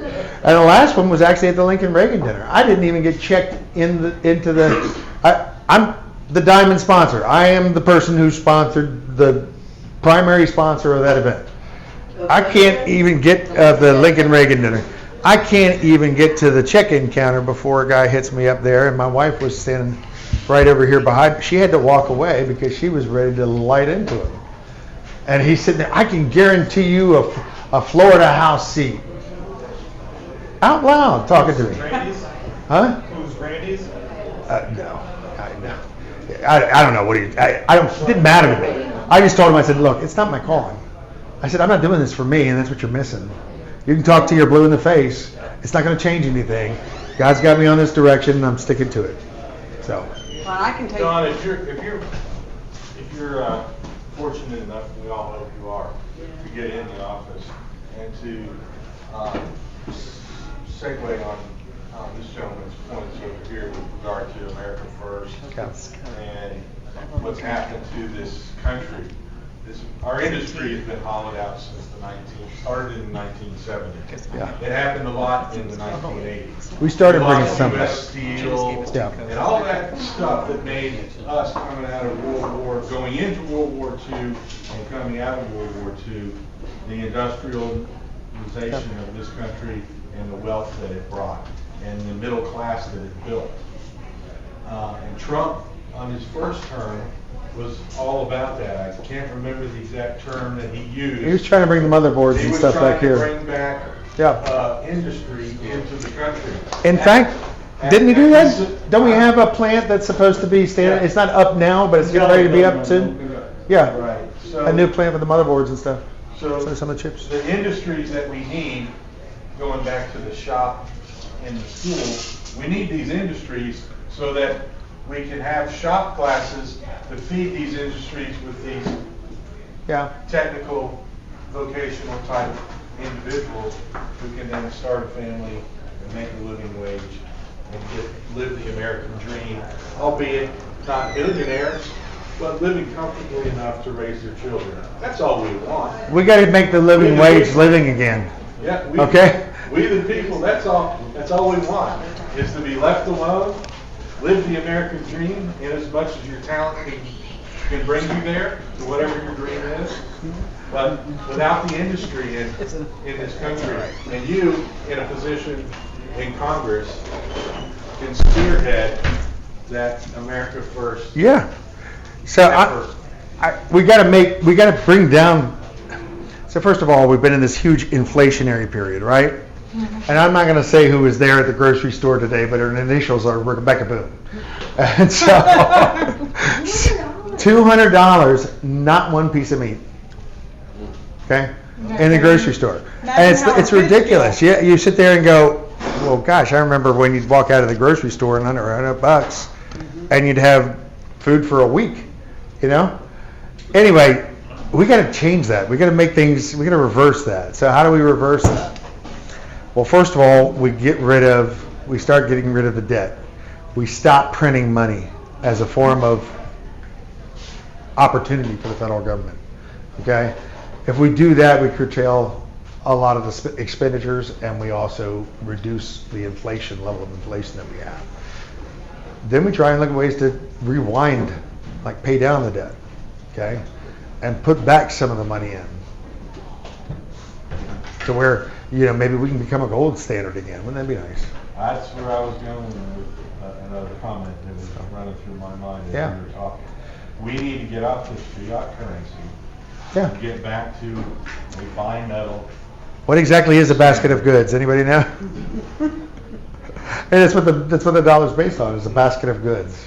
Basket of goods. Some imaginary basket that's got some stuff in it. The long-term answer to your question is the same answer that Hitler discovered and disseminated, which is you get a hold of the kids, you're 15 or 20 years and control the country. That's what they did. They did that in the 60s. My generation. We just got to do it in reverse. Change the generation. Yeah. So yeah. We got to do it in reverse. They've been doing it to us for a long time. Like the Marxist agendas, they've been trying to strip down our Constitution. Is it spirituality? Is it religion? Is it? Yes. So Yeah. So where I go from this is I think the demise or the fall of our culture actually happened when the federal government started competing with the church. Before that, when people needed something, they didn't get a welfare check. They went to the church. Right. And the church would provide them with clothing, shelter, food, Or they went to their neighbor. those kinds of things. Family you need. Yeah, or family. But one of the key things that they also got was an education. They'd get like Old Testament stuff where they were told to be good members of society. They don't kill, don't steal, don't, try and be a good member of society. And they'd come out at least with the moral fiber and guts and things that they knew that they had to be responsible to move forward. Religion in school? I'm fine with that. I have no problem. In fact, I think the vast majority of the people in America would say, yeah, at least have it as an option, you know? And definitely the pledge. I know we have it in Florida, but there's some states that don't require the pledge. And I'm sorry, if you don't pledge allegiance to this country, okay, you shouldn't be here. Well, we got a band leader who don't do that in Sebastian. Well, then we ought to go ahead and tell him he needs to go. And I'm not trying to be rude to you, but if that's the case, yeah, if you feel that you cannot pledge your allegiance to this country that's been so good to you, why do you feel that you need to be here? I think we've lowered the standards so much. Yes, keep We lowering have. the standards. So, Accommodate. anybody remember their first dollar they ever made or the first paycheck that they ever got? I can't. Yeah? My father took it. So, you gave me your father. How did it feel? I mean, did you feel like you accomplished something? Oh, yeah. It felt good, right? Well, these people that are starting off on welfare and starting off with, they never have that feeling. Imagine what we could do if we could turn that around and they had a chance and you said, well, you're not going to get any welfare. What do you want me to die? Yes, if you're not willing to stand up and work for yourself. Perhaps it's as simple as that. It is. For that certificate. It is. That's part of it. That's part of it, I remember, for sure. John, I remember. And I've had people ask me that exact question. Do you want these people to die? I said, absolutely. If they're not willing to stand up for themselves and do what's right. It's not even a question. It's not your and our option to have them die. It's their option. It's their option, their To choice. keep themselves alive. Right. There is this sense of entitlement that runs through the It was a world big that everyone should do Kids something. wanted to work. Yeah. If you wanted to get out of the house, you wanted to work. You Oh, wanted back to- then, yeah, shoot. Now to take a check to do nothing. 13 years old. I have never been without a job, including today. 13 years old. Okay? That is 47 years? Is that right? Okay. I started working at 14. Ask the tax. I like I you was more and more 14 every when I had my time. first job. So, I was born on October 6, 1963, which was a Sunday, and my grandmother walked into the Baptist church and said, John the Baptist has been born. That's a fact.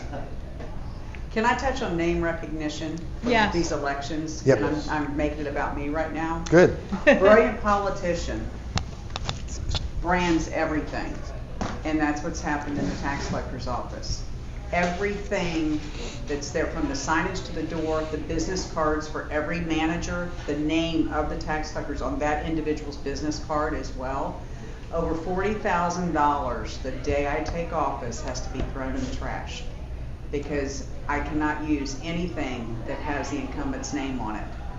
And we're talking the stenciling on the windows, all of that stuff. But people remember the name. And that's something I hope that can be stopped somewhere along the line in the state of Florida, that these elected officials cannot brand the office once they take office. Because when I become the tax collector, I will throw it out. And even though I'm not required to do it, I will reprint everything Indian River County Tax Collector. And I will never ask anybody to make their check payable to me. It will be payable to Indian River County Tax Collector. And even in Brevard County. Do I get to vote twice? I can't read If you want, it's just like, they're actually, they're voter registration cards. One's from Tim Bobanek, one's from his predecessor. But they've got the different names right there, like you're talking about. They brand them themselves. It's Well, like, the property appraiser's why? office does the same thing. And you know, Doesn't need to. it's sad because the elected tax collector prior to the incumbent, everything was Indian River County Tax Collector. And as soon as she took office, within the year, everything started having her name show up on it. And I asked her, and she said it's branding. She said, I want people to remember the name. That way when they go to vote, they know the name, they check. So I'm using my example for my race, but it happens all throughout That's a good the point. state. It does. And it's the people's office. It's not that individual. And my parents live in Micco, and Brevard County Tax Collector, when they get their tag renewal, make your checks payable to Brevard County Tax Collector. And that's the way it should be. And then it costs nothing when I leave office for the next one to come in. The only thing my name will be on is anything that can be digitally removed. And that's just good, prudent management of money. So.